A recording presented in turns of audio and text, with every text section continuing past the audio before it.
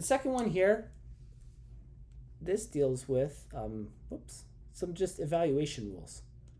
So they've written these x here. This means multiplication. It doesn't mean the variable of x. So they just want us to go through some simplifying of radicals, okay? So we'll jump through a few because this is actually a relatively simple concept.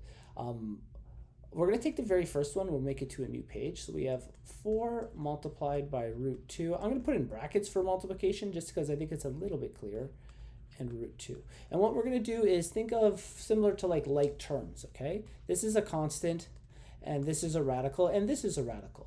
So when you have something like that, it's very similar to the idea of constants. So let's say we had 4 and x, okay? So we had some multiplication like that.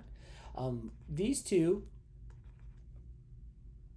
are like terms. So we can multiply those x's. So the 4 stays, we would have 4, and x times x gives us x squared. Well, in this case, same idea, we have root 2 times root 2. Now, you might really quickly go, well, that's just actually going to be the value of 2, but let's say we didn't see that off the bat. We would say that, well, we still have 4, and 2 times 2 is 4, so it's 4 times root 4.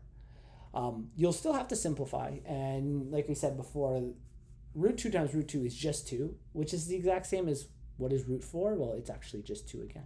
So we end up with 4 times 2, which gives us the value of 8. So when we jump back, this one actually just equates to the number 8 really quickly.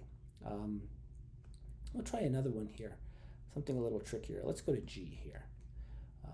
G will give us 2 root 4 times negative root 9. Okay, so 2 root 4 negative root 9. Okay.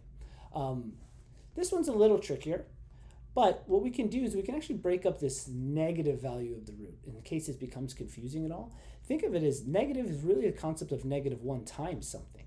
So in that case, these are 2 constant values, and these are our 2 radical values. So with that being said, I'm going to put the like terms beside each other because there's a rule of multiplication. It doesn't matter what order they're in. You'll always end up at the same answer. So I'm going to say 2 beside -1. And root 4 multiplied by root 9. Now, do we want to do it this? Yeah, let's do it that way. 2 times -1 gives us -2. There's a couple ways you can look at this. You may very quickly see, hey, well, root 4 is 2, root 9 is 3, 2 times 3 is 6. I can just replace this entire thing with 6. But again, maybe you don't catch that.